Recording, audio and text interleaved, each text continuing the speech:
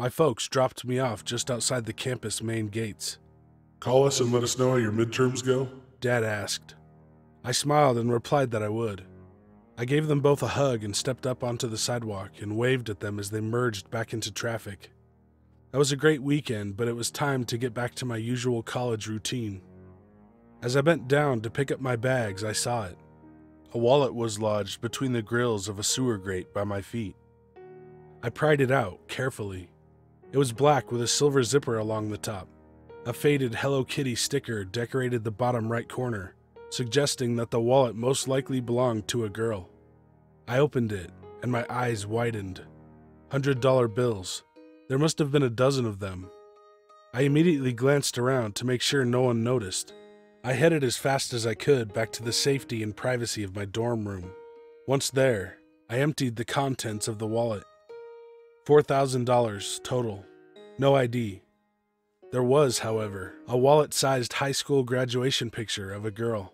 She had shoulder-length golden brown hair. She was pretty, and the next thing I knew, I forgot about the cash and found myself staring at the picture.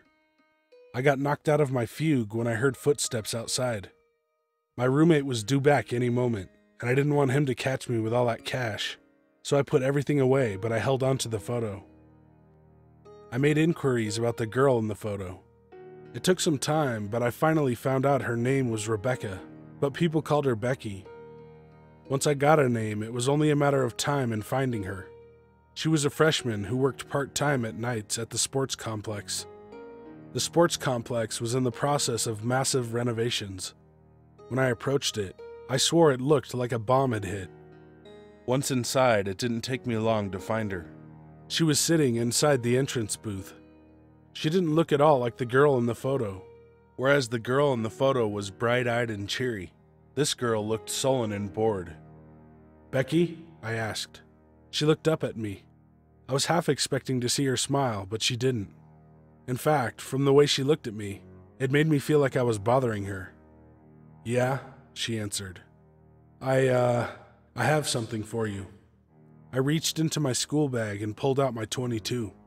Becky didn't have much of a chance to react when I double-tapped her in the head. I quickly left by the side entrance. On my way back to the dorm, I sent out a text on my burner phone. "Job is done. I expect second half of payment at the same spot."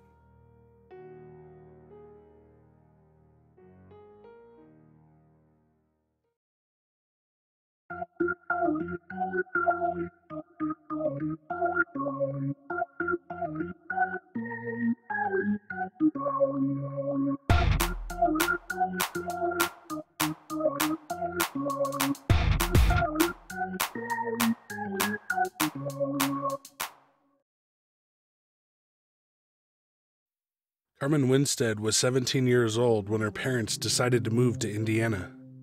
Her father had lost his job, and the only way he could find new employment was by moving to a new state. The relocation caused a lot of problems for Carmen. She had to leave her friends behind and attend a whole new school in Indiana. Carmen had a hard time making friends when she changed schools. It was the middle of the school year, and most of the students had no interest in befriending the new girl. Initially, she spent many days alone, walking from class to class without speaking to anyone, but she eventually started hanging around with a group of 5 other girls. Carmen thought these girls were her friends, but it wasn't long before she discovered that they had been talking about her behind her back and spreading vile rumors. When she confronted them, the girls turned on her and began bullying her every day, making her life a misery. They started out calling her names, but then the bullying got much worse. One day, she left her school books in the classroom at break time. When she returned, she found someone had taken a Sharpie and written dirty words all over them. Another day, she opened her bag and discovered someone had poured yogurt all over the insides. Sometimes she would come to school and find her locker had been vandalized, and the final straw came when she had put on her coat at recess and found that someone had stuffed dog poop in her pockets. There and then, Carmen decided that she couldn't take the bullying any longer. She planned to stay behind that evening, after school, and tell her teacher what had been happening. Unfortunately, her decision came too late to save her life. After lunch, Her teacher announced that the school was holding a fire drill. When the alarm sounded, Carmen and the other students filed out of the classroom and assembled in the yard outside. As the teachers read out the roll call, the gang of 5 girls decided that this was a great opportunity to embarrass Carmen in front of the whole school. They moved over to where Carmen was standing, near a sewer drain, and began crowding the poor girl, getting in her face and nudging her towards the open manhole. They pushed her and she tripped over and fell into it head first. As she fell, the girls giggled, and when Carmen's name was called out, they shouted, "She's down in the sewer!" All of the other students began laughing, but when the teachers looked down the manhole and saw Carmen's body lying at the bottom, and the muck and the excrement, the laughter abruptly stopped. Her head was twisted around at an odd angle, and her face was covered in blood. Worse still, she wasn't moving. There was nothing any of the teachers could do for her.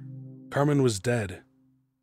When the police arrived and went down into the sewer, they determined that she had broken her neck. Her face had been torn off when she hit the ladder on the way down, and her neck snapped when she landed on her head on the concrete at the bottom. The police hauled Carmen's body out of the sewer and sent her to the mortuary. Everyone had to stay behind after school while the police questioned all of Carmen's classmates. The 5 girls lied to the police, saying they had only witnessed Carmen falling down the sewer. The police believed the girls, and Carmen Winstead's death was ruled an accident, and the case was closed. Everyone thought that was the last they would hear of Carmen Winstead, but they were wrong. Months later, Carmen's classmates began receiving strange messages on MySpace. They were titled, "They Pushed Her," and claimed that Carmen hadn't really fallen down into the sewer, that she was forced into it. The messages also warned that the guilty people should own up and take responsibility for their crime, and if they didn't, there would be horrible consequences. Most people dismissed it as a hoax, but others weren't so sure. A few days later, one of the girls who pushed Carmen down the sewer was at home taking a shower when she heard a strange cackling laugh. It seemed to be coming from the drain.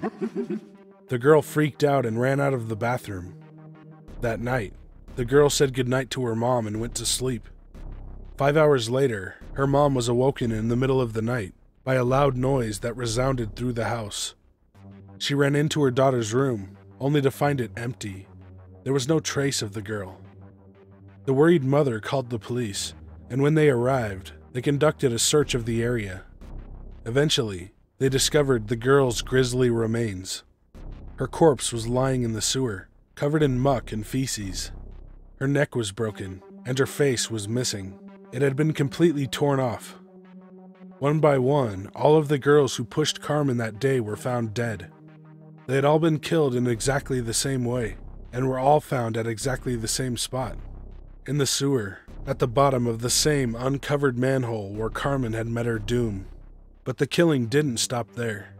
More and more of Carmen's former classmates were found dead.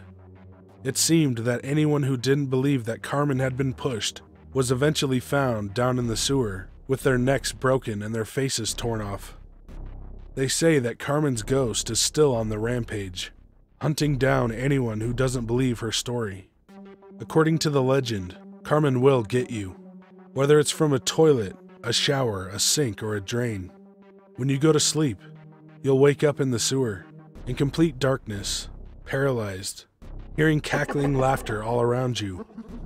Then, as you scream in horror, Carmen will come and tear your face off.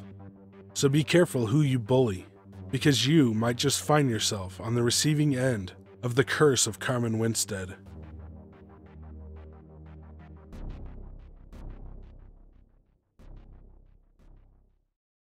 Hey guys and ladies, thanks for watching. If you want me to tell your story, or read a creepypasta, email me at the address in the description. Also come follow me on Twitter and Instagram at Corey Rhino.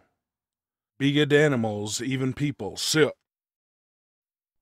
Ja, snämar, bärksbes, hörs.